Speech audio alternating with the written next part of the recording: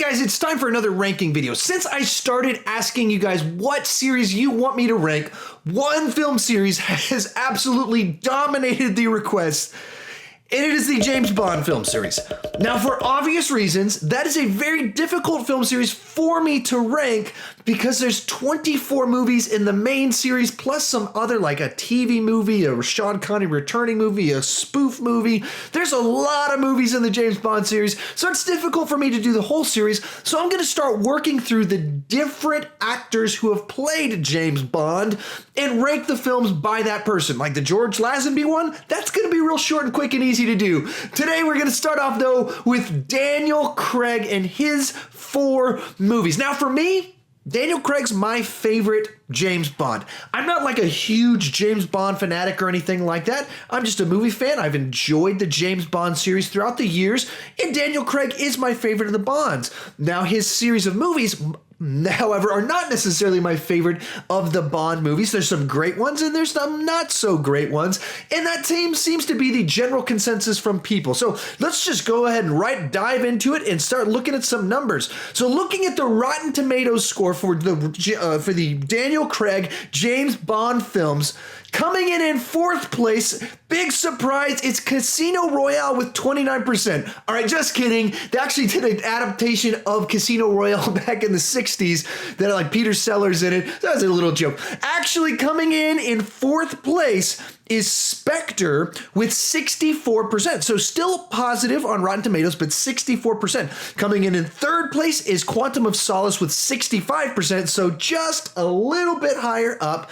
Huge jump up. Coming in at number 2 is Skyfall with 93%. And then just a couple points above that at number 1 is Casino Royale. So all of his movies have a fresh score on Rotten Tomatoes. All of them have their fans and things about them that are decent and enjoyable. But pretty clearly, there's 2 of them that are way up here, and almost everyone really likes them. And then there's 2 that are less well received from people. So if you aren't following me on Twitter, please consider following me over on Twitter. My Twitter handle is Kirk Never Died. And before I do these ranking videos, I throw up polls up there so you guys can have some input onto the discussion on them. I put 2 polls up on the Daniel Craig movies. One, looking at his 4 movies, which one people thought was the best, and then the other one, which one do people think is the worst. So we'll start with the worst. With 38 votes counted, Skyfall has the fewest votes at 5%. Casino Royale has only 8% of the votes. Then Spectre has 24% of the votes. And then commanding lead as the worst voted on by my Twitter followers, so very scientific here, is Quantum of Solace. Now, as for the best, it basically reports the exact same thing.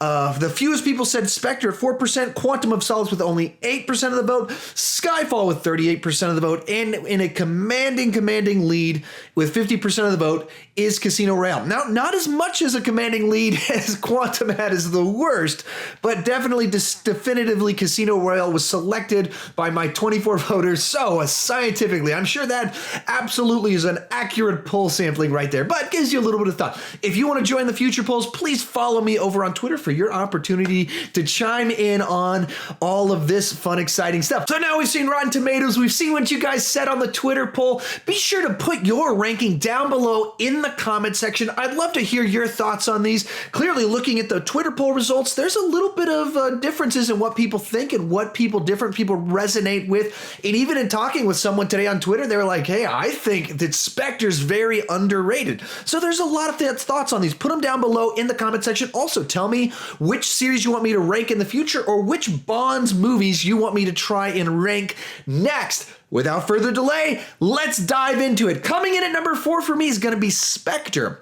Now, I actually didn't see Spectre until last night. I was busy in life, so I missed it in the theaters, even though I really enjoyed Skyfall. And then the buzz surrounding it didn't kind of entice me to go check it out. It's even been on Hulu, so I could watch it for free at my house for basically the whole last year. And I'd kind of been delaying because I didn't want to be disappointed with it, like I was with Quantum of Solace, and then I watched the movie, and it disappointed me even more than Quantum of Solace.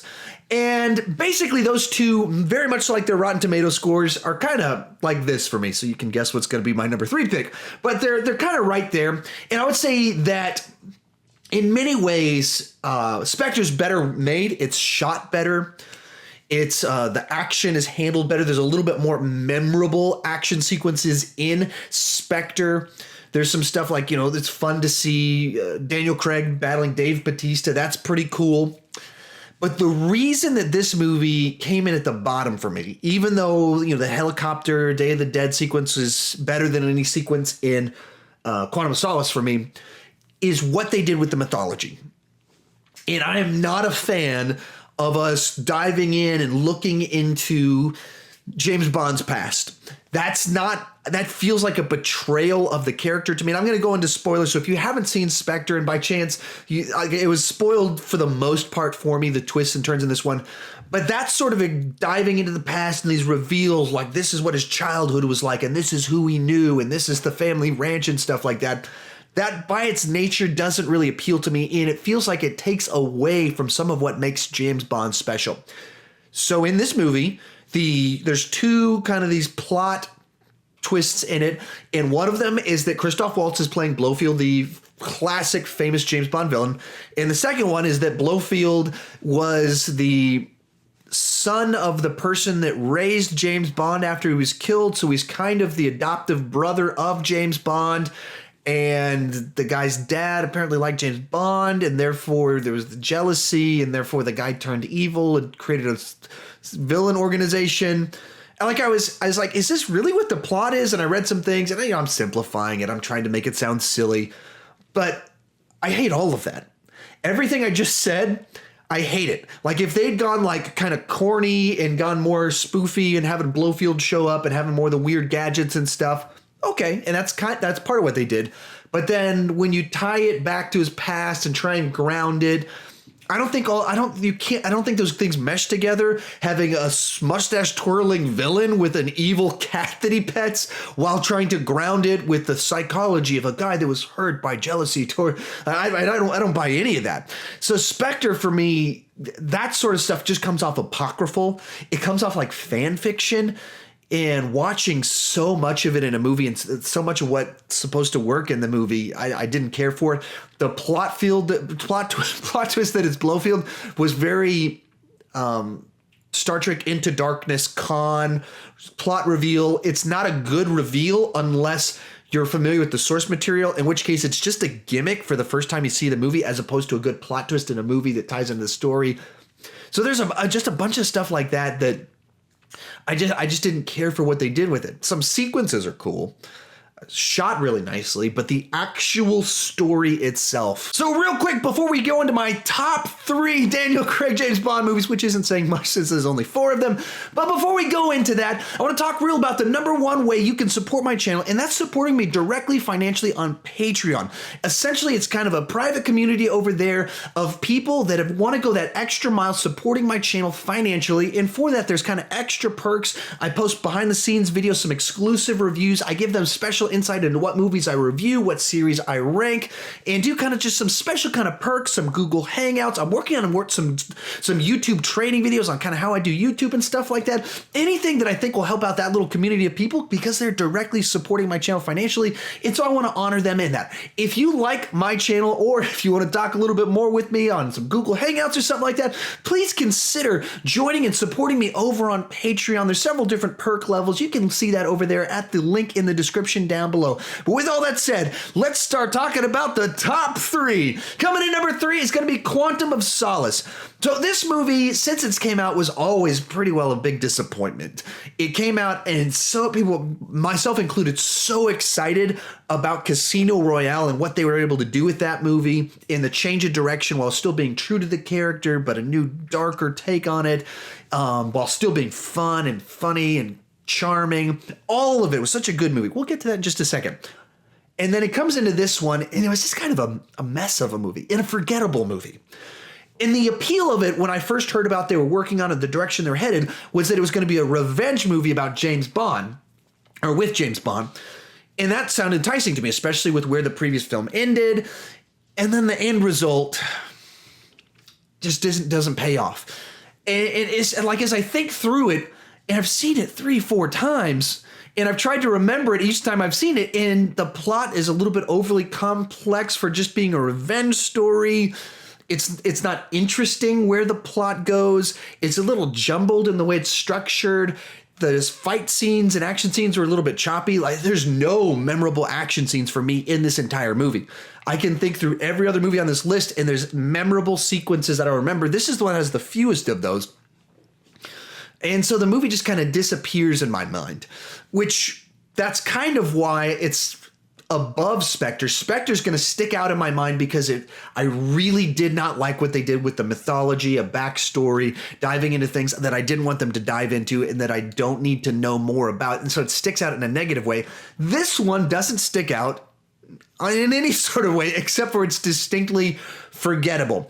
Now, to be fair to this movie, it ran into significant script problems because of a writer's strike that happened in the middle of the writing process. And you can look this up. It's very well documented. The writers have talked about it. Daniel Craig has talked about it. And the director, Mark Foster, not Mark Webb, has talked about it extensively. So Paul Haggis was working on the main script for it. He finished his draft 2 hours before writing strike started. Paul Haggis, very A-list writer guy, wrote Casino Royale, turns in his draft 2 hours before strike. That means he rushed it out, did as much work as he could before he was not allowed to work on the script anymore.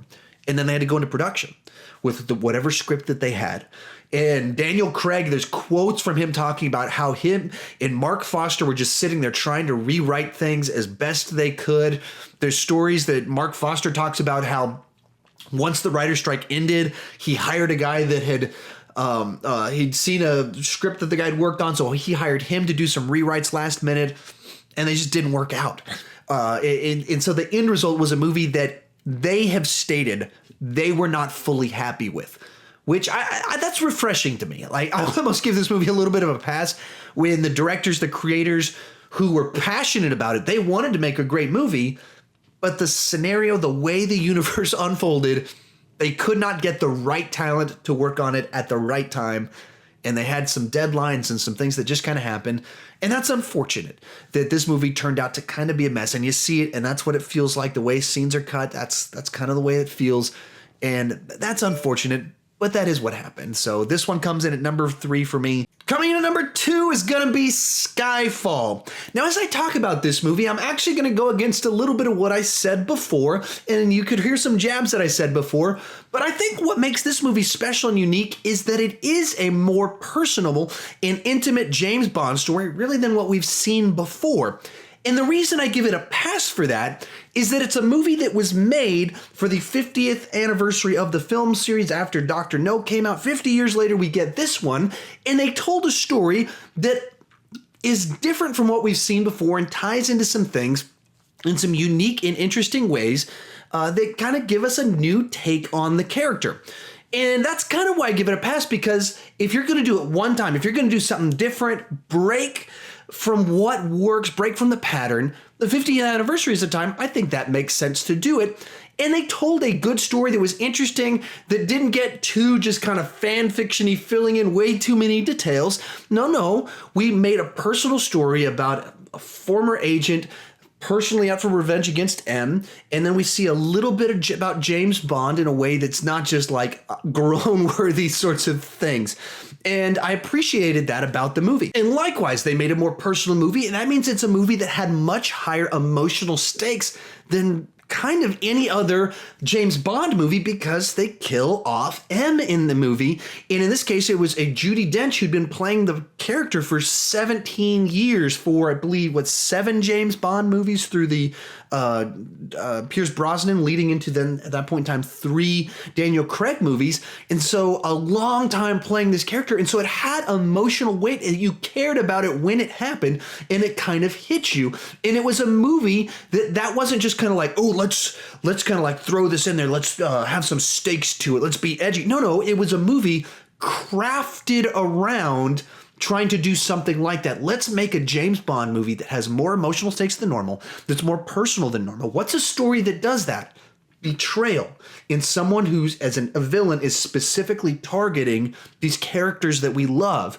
And what can we do to make it personal and grounded to them as people. And that's what they crafted the story around it. And then naturally, when you get like a guy like Javier Bardem into it, you get a nice, weighty type of performance out of him. And just the silliness of the third act is kind of what I like about it. In that, in a certain sense, it's silly. In a certain sense, it's not silly. And you can make comparisons like James Bond Home Alone's his house to stop terrorist guys. And you get a very violent Home Alone. Well, I guess Home Alone itself is very violent in of itself. You just don't see people dying, even though they should. But you have just doing something interesting and different that we haven't seen James Bond do, and having a story that earns it on an occasion and an anniversary that makes sense to do something like that. So overall, this is a movie that just feels so distinct and so memorable in this list of over 20 James Bond movies. This is one of those ones that's always going to pop out because of what they did, the stakes, the death, the elements they brought into it. And even kind of the ways that the way they handle the Fiennes character and where he ends up becoming M, and you kind of appreciate all of him, and you don't like him, and then you do like him, and they kind of build him up throughout the movie. All of it is just so handled very nicely. Now, if there's one kind of critique of it, it's the one that many people have voiced about it, and that's that it came out at a point in time where there were a lot of movies that were using it was all part of the plan plot device, where the villain gets caught just so that they can gain access to the Ford. That had been done a lot at that point in time. And so even you're kind of watching the theater, you're like, here we go again, another, it's all part of the plan. That's the only kind of real negative I have for it. And that's, of all the things to be negative, that's not a big negative. It's a very enjoyable movie. There's just one that I'm going to keep rewatching way more, have rewatched way more, and just get so much enjoyment out of it. And we'll get to my number one in just a second. But real quick, before I talk about that, I want to talk about something called MoviePass. MoviePass is the way I go see my movies. And essentially, it's a subscription service where you pay $9.99 per month. They send you a debit card in the mail. And whenever you go to the movies, you just pay for your ticket at the theater. You got to use the card at the theater with this debit card. And you can go see one movie every single day of the month for just $9.99. If it works with your theaters where you live, it's an insane deal. If you like going to the movies, which if you're on a channel like this, you probably do, it's an insanely good deal. I've saved so much money because of them. And when I first started using it, the subscription was $45 per month, and I was saving money even at $45 per month. Of course, I have a video channel, so I go to the movies a lot. But for everyone, if you go to the movies, $9.99, it's a great deal. There's a couple hiccups in their service. They're a little bit backlogged at this particular moment when I'm filming this, but it's a great service. I do recommend it because I do use it, and I've really enjoyed it. And now the price is insanely good. Please consider signing up at the link down below. It does help out my channel, so if you're going to sign up, I'd ask you to use that link down below. Without further delay, now let's get into our number one, and my number one pick is Casino Royale. This isn't just my favorite Daniel Craig James Bond movie. This is just my favorite James Bond movie in general. It's a movie that works on just so many levels, and Martin Campbell does such a great job directing it throughout all the aspects of it. There's a love story to it that you really buy into and see James Bond kind of going through his emotions of this role that he's in and this girl that he's kind of taken away with. There's a love story that actually kind of works here. There's scenes where they're playing Texas Hold'em for extended periods of time, and it works. Like, it's actually well structured with the tension of the scenarios in the movie, with the right actors making the right quips to each other, the looks on their face, that you're buying into them playing cards in this action movie. And then it's, of course, a James Bond movie, so you got action sequences in here, and I would say that there's several of the action sequences here are some of the most memorable James Bond action sequences. In particular, the one that people talk about probably the most is that parkour action sequence at the beginning. I would once again say that's the best action sequence in any James Bond movie. That's the one for me that I get the most enjoyment out of. And it came like at just the right time for Daniel Craig to, right out of the gate, this opening scene with him running through things. You establish who this James Bond is so clearly out of the gate with this rough and tumbling, jumping through walls, jumping off of things. And then, it's just an exciting sequence that, going back to what I said, all of this, Martin Campbell directed all these elements so well. Whether the love scenes are romantic, the chemistry between Bond and Vesper is so good that just like she's one of my favorite Bond girls. just because of the chemistry between them and the way they can interact back and forth. There's tension in card scenes. There's a scene, in it where James is poisoned, and even like him being poisoned, it's a thrilling, exciting sequence that all of it kind of works. And this movie's stupid long. It should be like, oh my goodness, this is getting old. In my mind, I'm paying attention to it thinking I should be getting tired of this movie right at this point in time. But it's so well, and even watching through every single time, I have the same thought. I'm not getting bored at this, and I always think the part of it where he's like at the reclining and stuff, resting after the big adventure, getting kidnapped. I always think I'm going to get bored at that moment, and I don't. Because it's so well made and so enjoyable, and the different elements of it work with the betrayals and so all in all, this movie has all the stuff I want out of it. It's the best performance from my favorite James Bond with the best action sequence, maybe the best Bond girl, certainly the best of his Bond girls. So many things just work so nicely in this movie. And my wife's not a James Bond fan at all. She does not like the series, doesn't like anybody before Daniel Craig.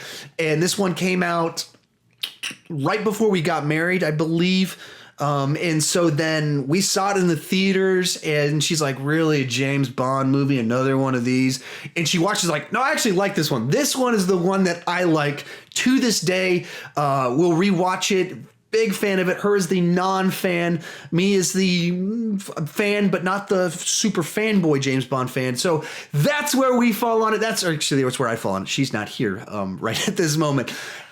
How about you guys? What is your ranking? Tell me down below in the comment section, or tell me what's wrong with my thoughts, especially like on Spectre. I know that my thoughts can be distinctly sort of stuff. Did I miss something in the plot on it or something? I don't know. Let me know your thoughts down below, your rankings down below. Let's get a lively discussion. Like I said, let me know which Bond actor you want me to rank next. If you say Lazenby, that makes this a lot easier. I can have that one out in like 2 days if you pick Lazenby or Dalton, but you probably won't. Maybe I should join those guys together. That would probably make more sense. Anyway, if you're new to my channel, please consider clicking that subscribe button. I do movie reviews. I do ranking videos like the one you're watching right now. I've also got a podcast. You can see the link to that down below in my comment section or in the description. And that's where I talk about some movie news a couple times per week. And I put these ranking videos up there. They're pretty long and they fit better in podcasting. So if you like the podcast, check that one out over there. And as always, thank you so much for watching.